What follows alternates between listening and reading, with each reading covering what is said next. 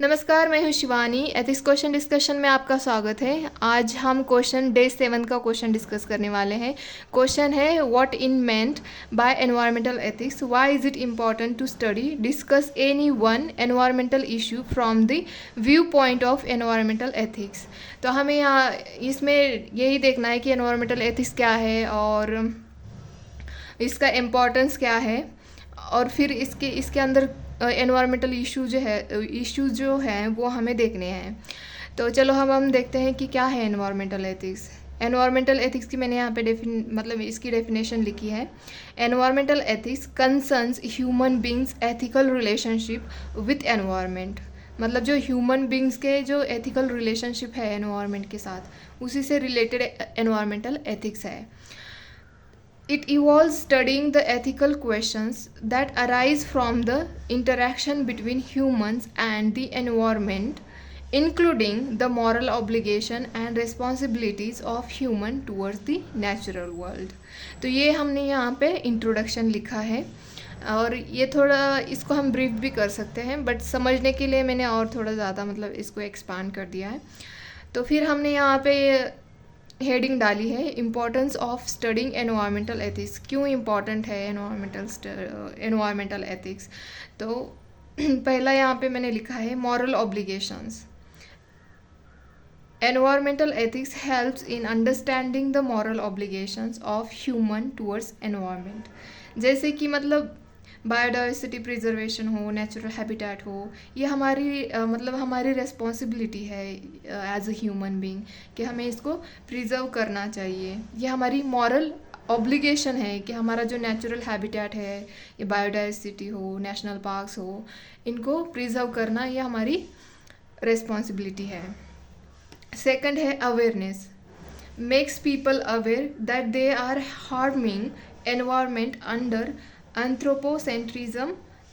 तो मैंने यहाँ पे इसका एग्जांपल दिया है कि वेस्ट मैनेजमेंट हमें करना चाहिए, मतलब लोगों को अवेयर करना चाहिए कि आप जो भी मतलब ये कूड़ा फैला रहे हो, या जो भी आपकी लाइफस्टाइल है, आज आपको अच्छा लगता है, बट अगर मतलब इसको आप मतलब जो भी है, सपोज आप ले लो कि हम क्लोथ पहन रहे हैं, तो कहते हैं कि अगर इसको बनाने में बहुत सारा वाटर लगता है, कलर्स लगते हैं, और ये जब हम पहन के मतलब जब तक हमें अच्छा लगता है तब तक हम पहनते हैं, बाद में फेंक के देते हैं। ये नहीं सोचते कि इसका एनवायरनमेंट पे क्या असर होगा। जैसे कि और एक एग्जांपल लेते हैं, जो हमारा प्लास्टिक बैग्स होते हैं, उसको हम एक ही बार यूज़ करते हैं और फेंक देते हैं। तो हम ये नहीं सोचते कि ये कितने दिनों में इसका डिग्रेडेशन होगा, ये कभी नहीं सोचते हम फेंकते टाइम पे, और इसके क्या परिणाम होंगे एनवायरनमेंट के ऊपर, ये हम नहीं देखते हैं। तो ये इससे हमें इसकी अवेयरनेस होनी चाहिए। सब मतलब कम्युनिटी के अंदर हमें अवेयरनेस फैलाने की ज़रूरत है कि जो आपकी एक स्मॉल जो एक्ट होता है ना, इसकी वजह से एनवायरनमेंट पे कितना बुरा असर हो सकता है। तो ये ज़रूरत है, इसी वजह से हमें एनवायरमेंटल एथिक्स पढ़ना ज़रूरी है। फिर है यहाँ पे मैंने थर्ड लिखा है sustainable development. Balance between development and conservation, ensuring without compromising the ability of future generation to meet their own needs।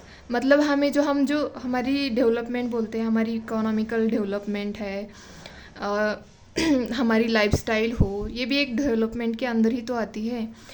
तो इसके मतलब बिटवीन इन दोनों की डेवलपमेंट एंड कंजर्वेशन, इनके दोनों के बीच में हमें बैलेंस रखने की ज़रूरत है। अगर डेवलपमेंट को इग्नोर करते हैं तो हम पिछड़े वर्ग में रह जाएंगे। जैसे कि दूसरी कंट्री तो डेवलप बन चुकी है, मतलब अभी चाइना को देखो, चाइना और हमारा जो मतलब एक ही टाइम पे हम इमर्ज होके आए थे, तो लेकिन आज चाइना की डेवलपमेंट देखो और इंडिया की देखो। मतलब ऐसा नहीं कि इंडिया बहुत पीछे है, इंडिया भी बहुत अच्छी तरक्की कर रहा है, लेकिन चाइना का एम्बिशन कुछ ज़्यादा ही बढ़ गया। तो ये होता है, हमें डेवलपमेंट की भी ज़रूरत है, बट साथ ही साथ हमें एनवायरनमेंट को भी इग्नोर नहीं करना चाहिए। उसकी एनवायरनमेंट है तो हम हैं, क्योंकि ये पूरी साइकिल ही है ना, एक दूसरे पे हम डिपेंड हैं। अगर एनवायरनमेंट नहीं रहेगा तो पॉसिबिलिटीज़ है वहाँ पे हम भी नहीं रह पाएंगे। तो ये थर्ड पॉइंट हुआ। फोर्थ पॉइंट ये है, provide framework to manage resources, land, environmental policy. ये सब हमें मैनेज करने की ज़रूरत है, मतलब इसके लिए फ्रेमवर्क होना चाहिए। अगर कोई पॉलिसी गवर्नमेंट लाती है तो उसका प्रॉपर इम्प्लीमेंटेशन करना चाहिए।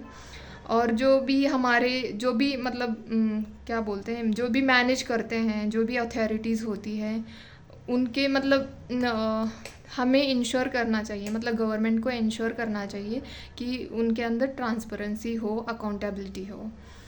तो ये फोर्थ पॉइंट हुआ। फिर मैंने यहाँ पे एक चार्ट फ्लो, मतलब ये फ्लो चार्ट के थ्रू दिखाया है। फ्लो चार्ट क्या कहूँगी मैं इसको, बट एक ऐसा चार्ट बना के मैंने दिखाया है। इससे हमारा आंसर बहुत अच्छा होता है, तो आप भी ट्राई करना है ऐसे। हैप्पैज़ार्ड ग्रोथ, फिर मैंने यहाँ पे एरो करके एंथ्रोपोजेनिक इफ़ेक्ट ऑन एनवायरनमेंट। ये जो है, ये इसका मीनिंग जो है हैप्पैज़ार्ड का, इसका मीनिंग है कि जो विदाउट प्लानिंग के साथ जो भी ग्रोथ होती है, मतलब कोई प्रॉपर प्लानिंग नहीं होती है, तो वो जो ग्रोथ होती है उसको ये हैप्पैज़ार्ड। इसकी प्रोनाउंसिएशन में भी मेरी गलत हो, आप देख लेना। तो इसके बाद एंथ्रोपोजेनिक इफ़ेक्ट ऑन एनवायरनमेंट, यहाँ पे टी रह गया। तो फिर मैंने एरो करके यहाँ पे दिखाया है एनवायरमेंटल डिग्रेडेशन, मतलब ये जो हम प्लानिंग ठीक से नहीं करते हैं, इसकी वजह से हमारे जो एंथ्रोपोजेनिक, मतलब जो भी ह्यूमन के द्वारा एक्टिविटीज़ होती हैं, जैसे कि कूड़ा, प्लास्टिक हम फेंकते हैं, क्लोथ्स हो या और भी चीज़ें हैं बहुत सारी, वो उसकी वजह से जो भी पोल्यूशन होता है उसका इफ़ेक्ट कैसे होता है, फिर हमारा एनवायरनमेंट जो है वो डिग्रेडेशन होने लगता है उसका। तो फिर मैंने यहाँ पे एरो करके दिखाया है कि फिर स्टीवर्डशिप, ट्रस्टशिप, सस्टेनेबल एनवायरमेंटल एथिक्स, ये हमें सब अप्लाई करने मतलब ये करने की ज़रूरत है। तो फिर मैंने यहाँ पे कंक्लूजन दिया है। For example, climate change is a global environmental issue, sensitising people about their responsibility to reduce emission of GHG greenhouse gases and practice sustainable development। तो मैंने यहाँ पे एक बैलेंस वे में कंक्लूड किया है, तो आप भी ऐसे ही कर सकते हैं। और मुझे कमेंट बॉक्स में बताना कि ये ग्रीन हाउस गैसेस कौन सी होती हैं, वो आप कमेंट बॉक्स में मुझे बता देना। तो होप कि आपको ये डिस्कशन अच्छा लगे। उम्मीद करती हूँ कि आप लाइक, शेयर, सब्सक्राइब कर देंगे। धन्यवाद।